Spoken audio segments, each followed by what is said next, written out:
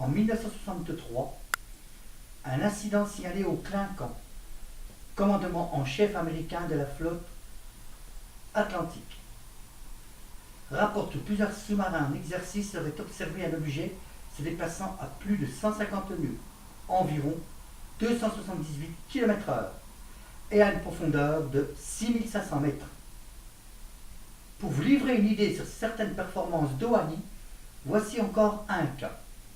Un porte-avions américain, le Wasp, et 12 autres vaisseaux, pendant les manœuvres en Atlantique Nord de l'année 1963, détectèrent un engin énorme, voyageant sous l'eau à une vitesse estimée de 280 km/h.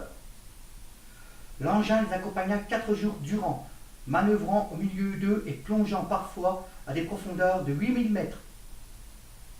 Faut-il rapprocher ces deux cas presque similaires et tous deux situés dans l'Atlantique à la même année?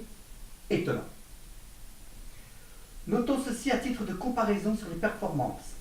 À cette époque, aucun submersible ne pouvait descendre à une telle profondeur et aller aussi vite.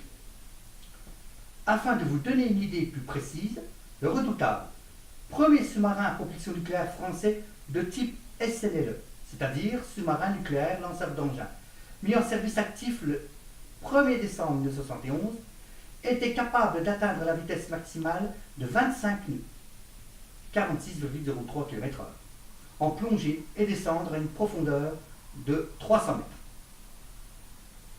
En août 1965, l'équipage du vapeur Raduga, qui naviguait en mer Rouge, aperçut une sphère flamboyante qui jaillit hors de l'eau.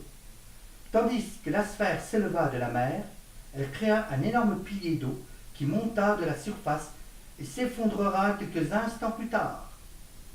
La sphère avait un diamètre de 60 mètres. Elle plana à 150 mètres au-dessus du navire en illuminant l'océan. En 1966, un objet volant non identifié a été filmé émergeant du canal de Catalina et survolant l'île à plus de 275 km/h. Sylvain, peux-tu nous dire pourquoi avoir choisi ce passage? Alors j'ai choisi ce passage qui est typique aux Oani, c'est-à-dire d'un objet ou d'une structure sortant ou rentrant de l'eau. Nous avons pour la même année au même endroit deux témoignages différents.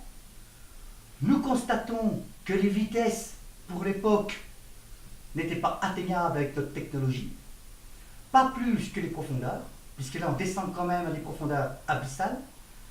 Nous avons un autre cas qui est, semble-t-il, différent. On parle d'une sphère.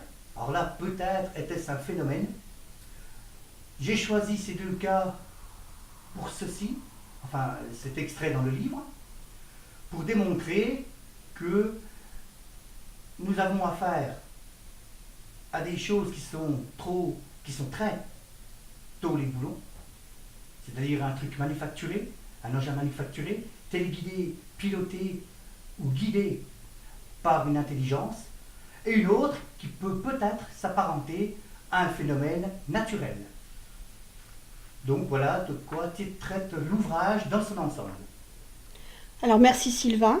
Donc je vous rappelle le titre du livre de Sylvain Mathis aux éditions Saint-Martin, Oani, OVNI, enquête, méthode, réflexion.